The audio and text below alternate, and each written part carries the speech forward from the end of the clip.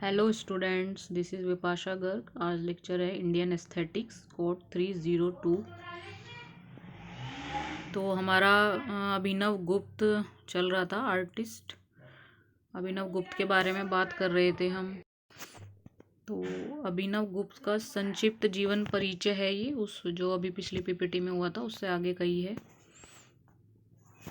कुछ ही समय बाद इनके पिता साधु बन गए।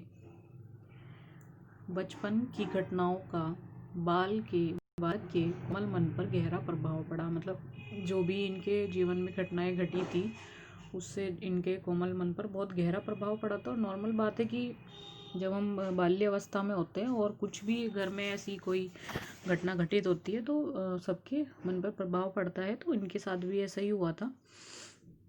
वे विद्या की आराधना में निकल पड़े। उसके बाद फिर वे विद्या स्टडी की आराधना में निकल पड़े। वो स्टडी करना चाहते थे।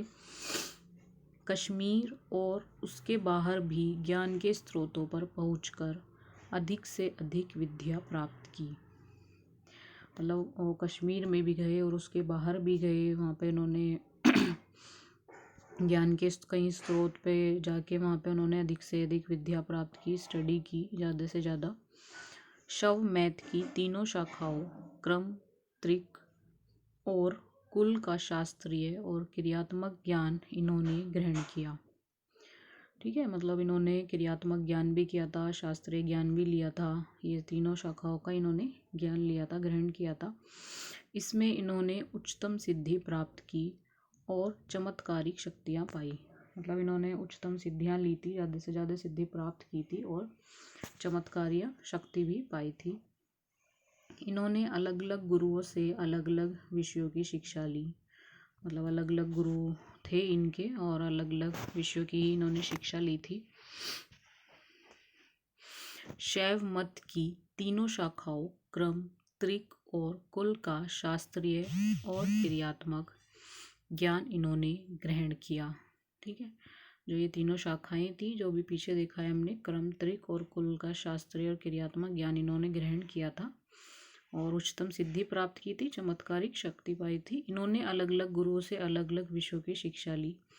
व्याकरण अपने पिता नरसिंह गुप्त से, ब्रह्मा विद्या भूतिराज से और नाट्यशास्त्र भट्ट तोट से। ठीक है, मतलब इन्होंने ये जो व्याकरण की इन्होंने जो शिक्षा ली थी वो अपने पिता नरसिंह गुप्त से ली थी और जो ब्रह्म विद्या ली थी वो भूतिराज से ली थी। और जो नाट्यशास्त्र की इन्होंने जो एजुकेशन ली थी वो भट्ट तोट से ली थी। ठीक है, तो यहाँ पे इन्होंने बताया है कि इन्होंने सबसे अलग अलग विद्या ग्रहण की थी। अपने जीवन काल में ही ये सारे शैव संप्रदायों के प्रमुख बन गए थे। मतलब जितने भी संप्रदाय थे सारे, तो ये उनके प्रमुख मेन बन गए थे। जितना चमत्कारिक उनका जीवन था उतना ही अद्भुत अंत भी। मतलब इनकी जो लाइफ थी वो जितनी चमत्कारिक थी उतनी ही वो अद्भुत भी थी। ठीक है, जब उन्होंने समझा कि उनके जीवन का कार्य समाप्त हो गया, यानी एक टाइम पे आके जब उनको एहसास हुआ कि उनका जो जीवन कार्य था वो समाप्त हो गया, तो वे एक पहाड़ी पर पहुंचे और भैरव में प्रवेश कर अंतिम समाधि में लीन हो गए। मतलब अपना जीवन का जब उन्हें पता चला तो वो पहाड़ी पर पहुंच गए और वहाँ पे भैरव में उन्होंने प्रवेश कर समाधि में वो लीन हो चुके थे। ठीक है, उसके बाद उन्हें किसी ने नहीं देखा। यह कथा कश्मीर के हिंदू ब्राह्मण ही नहीं, मुस्लिम परिवारों में भी परंपरा के रूप में चल रही है। ठीक है, यानी इसके बाद उन्हें किसी ने नहीं देखा था और जो ये कथा थी वो कश्मीर के हिंदू ब्राह्मण ही नहीं, मुस्लिम परिवार की जो परंपरा थी उसमें भी चल रही है। भैरव गुफा भी श्रीनगर गुलमर्ग मार्ग पर स्थित मंगाम से 5 मील की दूरी पर है।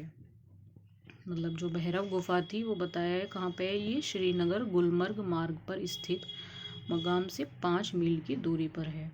गुफा और स्थान का नाम भैरव है। मतलब वो जो गुफा है और जो स्थान है उसका नाम बताया इन्होंने कि गुफा और उसका नाम भैरव है। ठीक है, अभिनव गुप्त के लिखे 50 ग्रंथों में से कुछ प्रकाशित, कुछ पांडुलिपि और संदर्भों के रूप में उपलब्ध हैं। जो अभिनव गुप्त में ग्रंथ लिखे थे, उन्होंने 50 ग्रंथ लिखे थे, उनमें कुछ प्रकाशित हैं, कुछ पांडुलिपि हैं और कुछ संदर्भ के रूप में उपलब्ध है। उनके रचना काल को 3 भागों में बांटा जाता है। जो इनका रचना काल है उसको 3 भागों में बांटा जाता है, तांत्रिक, अलंकारिक और दार्शनिक। ठीक है, 3 भागों में बांटा जाता है, तांत्रिक, अलंकारिक और दार्शनिक। सौंदर्य शास्त्र संबंधी उनकी अभिनव भारती ध्वन्यालोक लोचन मध्यकाल की रचना है। इसके भाष्य उपलब्ध हैं। ठीक है, इसमें अपने से पहले ग्रंथों के अनेकों संदर्भ हैं। विभिन्न विषयों जैसे संगीत, नृत्य, लय, ताल, अभिनय आदि की शीर्षद विवेचना उनकी बौद्धिक सामर्थ्य का परिचय देती है। मतलब इसमें ये बताया है कि उनका जो रचना काल थे वो 3 भागों में बांट गया था। उनका जो रचना काल था, पहला तांत्रिक था, दूसरा अलंकारिक था और तीसरा दार्शनिक था। ठीक है, यानी तांत्रिक वाला और अलंकारिक जो डिजाइनिंग होती है, दार्शनिक जो धर्म से रिलेटेड होती है। सौंदर्य शास्त्र संबंधी उनकी अभिनव भारती ध्वन्यालोक लोचन मध्यकाल की रचना है। यानी जो अभिनव भारती है वो ध्वन्यालोचन की मध्य काल की वो रचना है। इसमें अपने से पहले ग्रंथों के अनेकों संदर्भ हैं। विभिन्न विषयों जैसे संगीत, नृत्य, लय, ताल, अभिनव आदि की विशद विवेचना उनकी बौद्धिक सामर्थ्य का परिचय देती है। मतलब ये जो विषय हैं सारे, जैसे संगीत है, नृत्य है, लय है, ताल है, अभिनय है, ये सारी इनकी बौद्धिक सामर्थ्य का परिचय देती हैं। ठीक है,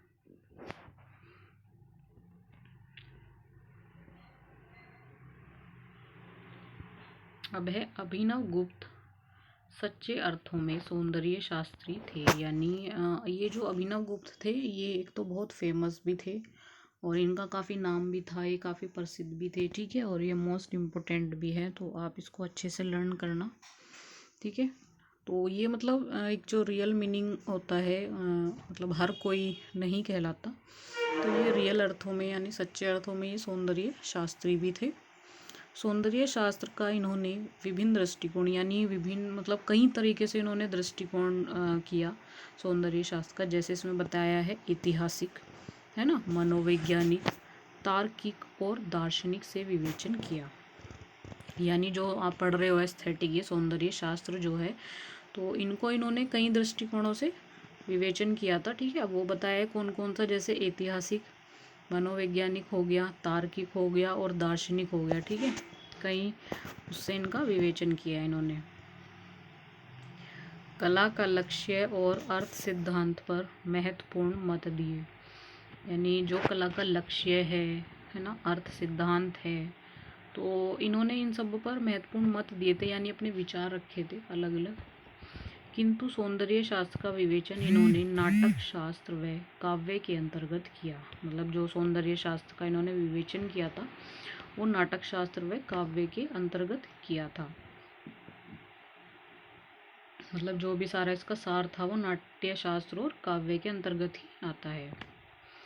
अपने रस सिद्धांत का प्रतिपादन करते हुए इन्होंने रस की पूरी ऐतिहासिक व्याख्या दी। यानी जो भी अपने इनका जो रस सिद्धांत है उसका प्रतिपादन जो इन्होंने किया, तो इन्होंने रस की पूरी ऐतिहासिक व्याख्या दी थी। यानी पूरा ही उसका मतलब उसको डिस्क्राइब करा था, डिस्क्रिप्शन किया था रस सिद्धांत को। ठीक है, अपने पूर्ववर्ती आचार्यों भट्ट लोलक का जो टाइम है वो 1850 है और जो भट्टनायक का है वो 883 है। ये सब आप पीछे पढ़ भी चुके हो, भट्ट लोलक, भट्टनायक, है ना। तो इनके जो पूर्ववर्ती आचार्य हैं, जो जैसे भट्ट लोलक और भट्टनायक, इन्होंने अपनी टीका दी थी इन्होंने। यानी टीका जैसे आप पहले भी कहीं उसमें चैप्टर्स में पढ़ चुके हो, टीकाकार, टिप्पणी, है ना, हमने पहले भी कहीं ऐसे पढ़े हैं जिन्होंने सबने अपने अलग अलग टीका टिप्पणी की थी सब पर। तो ऐसे ही इसमें है कि इन्होंने जो इनके ये पूर्ववर्ती आचार्य हैं इन्होंने भी मतलब इस पे अपनी टीका दी थी, अपनी मतलब कमेंट किया था, कॉम्प्लीमेंट दिया था। ठीक है, तो अभिनव गुप्त का भी ये संक्षिप्त परिचय ही चल रहा है आपका। अभी काफ़ी बड़ा है, मैंने थोड़ा थोड़ा ही किया है ताकि आपको समझने में इजी रहे। ये आगे का नेक्स्ट वीडियो में करेंगे, आप इसको अच्छे से पढ़ लेना। कोई दिक्कत होगी तो हम जूम ऐप पे डिस्कस करेंगे। ओके।